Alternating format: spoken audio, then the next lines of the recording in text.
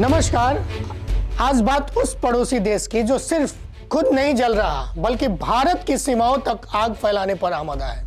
बांग्लादेश, एक ऐसा देश जिसे कभी भारत ने जन्म दिया, आज वही भारत के खिलाफ जहर उगलने का अड्डा बनता जा रहा है। यह सिर्फ अराजकता नहीं है, यह सिर्फ सत्ता संघर्ष भी नहीं है, यह एक सुनियोजित अस्थिरता है जो भारत की सुरक्षा, भारत के कूटनीतिक हितों और सबसे बढ़कर बांग्लादेश में रहने वाले हिंदुओं की जान पर सीधा हमला है। आज बांग्लादेश बेलगाम हो चुका है। बांग्लादेश की आज की तस्वीर एक दिन में नहीं बनी है। यह कहानी शुरू होती है पिछले साल उस तख्ता पलट से जब शेख हसीना सरकार को सड़क की राजनीति के जरिए गिरा दिया गया। तब कहा गया कि यह छात्रों का आंदोलन है, यह लोकतंत्र की लड़ाई है। लेकिन आज सवाल, क्या लोकतंत्र की लड़ाई अखबारों को जलाने से लड़ी जाती है? क्या आज़ादी की मांग विदेशी दूतावासों पर हमले से पूरी होती है? तख्ता पलट के बाद देश संभालने की जिम्मेदारी सौंपी गई थी नोबेल पुरस्कार विजेता मोहम्मद यूनुस को। दुनिया ने सोचा कि अब स्थिरता आएगी, शांति लौटेगी, लेकिन हुआ ठीक उलट। हालात तब बेकाबू हो गए जब तख्ता पलट में शामिल एक छात्र नेता को गोली मार दी गई। नाम था शरीफ उस्मान हादी। यही वह शख्स था जिसने कुछ दिन पहले भारत को खुली धमकी दी थी, कहा था कि पूर्वोत्तर भारत को भारत से अलग कर देंगे। और तब उसकी मौत हुई तो बांग्लादेश की सड़कों पे कानून नहीं, भीड़ उतर आई। इसके बाद जो हुआ वह किसी सभ्य समाज की पहचान नहीं है। ढाका में दो प्रमुख अखबारों के दफ्तर जला दिए गए, एक सांस्कृतिक केंद्र को आग के हवाले कर दिया गया और भारत के खिलाफ हिंसा को हथियार बनाया गया। भारतीय उच्चायोग का घेराव किया गया। भीड़ इतनी उग्र थी कि दूतावास में घुसने की कोशिश भी की गई। नतीजा, भारत को मजबूरी में वीजा सेवाएं बंद करनी पड़ी थी। यही सिर्फ कूटनीतिक संकट नहीं था, यह सीधा संदेश था कि हम भारत से टकराव चाहते हैं। सवाल बहुत सीधा है, क्या यह सब बिना सरकार की जानकारी के हो रहा है? बिल्कुल। कुछ ही दिन पहले भारत ने बांग्लादेश में उग्र भारत विरोधी बयानबाजी को लेकर वहां के उच्चायुक्त को तलब किया था। लेकिन इसके बाद क्या हुआ? इसके बाद भी स्थिति सुधरने के बजाय और बिगड़ती चली गई। इसका मतलब बिल्कुल ही साफ, या तो बांग्लादेश की अंतरिम सरकार कमजोर है या फिर जानबूझकर आंखें मूंदे हुए है। तब आते हैं सबसे शर्मनाक और दर्दनाक सच्चाई पर। बांग्लादेश में हिंदू होना अब गुनाह बनता जा रहा है। हाल ही में जो घटना घटी है कि एक हिंदू नागरिक को इस निंदा के झूठे आरोप में भीड़ ने पीट कर मार डाला और बर्बरता यही नहीं रुकी, उसके शव को भीड़ के सामने जला दिया गया। यह कोई मध्ययुगीन कहानी नहीं है, यह आज का बांग्लादेश है और यह सब उस देश में हो रहा है जहां की अंतरिम सरकार के मुखिया नोबेल पुरस्कार विजेता है। अब सवाल फिर से मोहम्मद यूनुस पे, क्या उन्हें यह सब नहीं दिख रहा है या फिर वह देखना नहीं चाहते हैं? अब इसमें कोई संदेह नहीं बचता कि यूनुस सरकार कट्टरपंथियों को खुली छूट दे रही है। भारत विरोधी तत्वों को संरक्षण मिल रहा है और हिंदुओं के खिलाफ हिंसा पर सरकारी चुप्पी खुद एक अपराध बन चुकी है।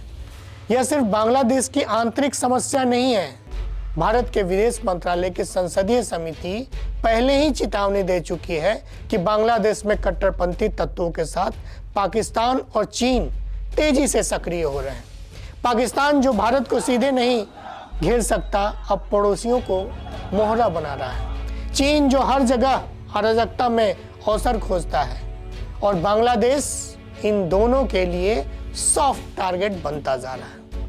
अब बात करते हैं चुनाव की। बांग्लादेश में चुनाव नजदीक है और चुनाव जब नजदीक है तो क्या ये चुनाव वास्तव में स्वतंत्र होंगे? शेख हसीना की पार्टी अवामी लीग को चुनाव से बाहर कर दिया गया है। वहीं दूसरी तरफ पाकिस्तान समर्थित जमाते इस्लामी जैसी कट्टरपंथी ताकतों को खुली छूट दे दी गई है। यानी इसका मतलब साफ है कि धर्मनिरपेक्ष ताकतें बाहर और कट्टरपंथी अंदर। यह लोकतंत्र नहीं है, यह सत्ता पर कब्जे की तैयारी है। इतना ही नहीं, बांग्लादेश के संस्थापक शेख मुजीबुर रहमान के घर को गिरा दिया गया है। यह सिर्फ इमारत नहीं थी, यह बांग्लादेश के जन्म की स्मृति थी। यहाँ संदेश साफ है, नया बांग्लादेश अपने इतिहास से भी दुश्मनी पाल चुका है। इन हालातों को देखते हुए भारत आंख मूंद के नहीं बैठ सकता।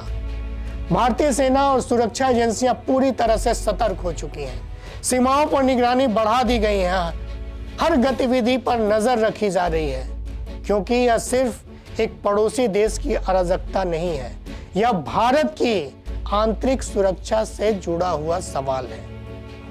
ढाका में डेली स्टार अखबार के दफ्तर पर हमला हुआ, तोड़फोड़ की गई, आगजनी भी हुई, किसी तरीके से वहां स्टाफ को निकाला गया। यह बताता है कि कट्टरपंथियों को सच से डर लगता है। जब सवाल पूछे जाते हैं तो जवाब नहीं दिया जाता, आग लगाई जाती है।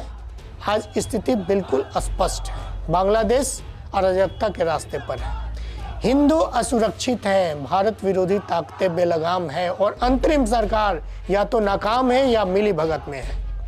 भारत को कूटनीतिक दबाव बढ़ाना होगा, अंतर्राष्ट्रीय मंचों पर मुद्दा उठाना होगा, जो उठाती भी रही है, और जरूरत पड़े तो कड़े फैसले भी लेने होंगे, क्योंकि शांति की सबसे बड़ी कीमत कमजोरी नहीं, दृढ़ता होती है। बांग्लादेश अगर नहीं संभल रहा तो यह सिर्फ उनका संकट नहीं होगा, यह भारत की सुरक्षा, क्षेत्रीय स्थिरता और मानवता के लिए एक बड़ा खतरा बनेगा, और भारत यह खतरा नजरअंदाज नहीं कर सकता। बांग्लादेश में 200 से ज्यादा राजनीतिक हिंसा की घटनाएं, हजारों गिरफ्तारियां हुई, लेकिन सजा गिनती की हुई। मानवाधिकार संगठनों के मुताबिक तख्ता पलट के बाद कानून व्यवस्था पूरी तरह से चरमरा गई है। भीड़ ही अदालत बन रही है, भीड़ ही सजा सुना रही है, और बांग्लादेश में हिंदू आबादी लगभग 8% हो गई है, लेकिन हमलों में हिंसा कई गुना ज्यादा है। बीते महीनों में दर्जनों मंदिरों में तोड़फोड़, सैकड़ों हिंदू घरों पर हमले, जबरन पलायन की घटनाएं, यह कोई पहली बार नहीं है। 1971 के बाद से अब तक बांग्लादेश में हिंदू आबादी लगभग 20% से घटकर 8% तक रह गई है। यह आंकड़ा खुद बताता है कि यह संयोग नहीं है, निरंतर दबाव की कहानी है।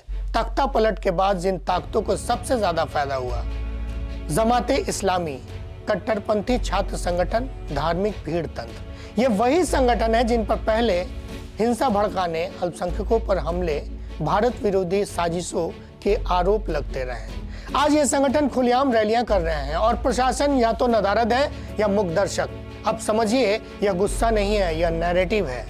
सोशल मीडिया पर भारत विरोधी हैशटैग, उत्तर पूर्व को अलग करने की बातें, भारतीय सेना के खिलाफ जहर, इन अभियानों के तार सीधे तौर पे पाकिस्तान समर्थित नेटवर्क और विदेश से संचालित अकाउंट से जुड़ते हैं। यानी सड़क पर भीड़, ऑनलाइन जहर और पीछे से रणनीति। भारत बांग्लादेश सीमा करीब 4000 किलोमीटर लंबी है। अस्थिर बांग्लादेश का सीधा असर अवैध घुसपैठ, तस्करी, कट्टरपंथी घुसपैठ की आशंका से है। पूर्वोत्तर भारत संवेदनशील इलाका है, इसलिए भारत के लिए यह सिर्फ विदेश नीति का मुद्दा नहीं है, यह राष्ट्रीय सुरक्षा का सवाल है। बांग्लादेश में बड़े बड़े इंफ्रास्ट्रक्चर प्रोजेक्ट, बंदरगाह, बिजली परियोजनाएं, इन सब में चीन की हिस्सेदारी तेजी से बढ़ी है। जब राजनीतिक अस्थिरता होती है तो कर्ज और प्रभाव गहरा होता है। चीन यही मॉडल अफ्रीका से लेकर श्रीलंका तक आजमा चुका है। भारत ने अब तक संयम रखा है, संवाद का रास्ता चुना है, आंतरिक मामलों में दखल नहीं दिया है। लेकिन सवाल है, जब भारत विरोध सरकारी संरक्षण में होने लगे तो क्या चुप रहना अब भी नीति हो सकती है?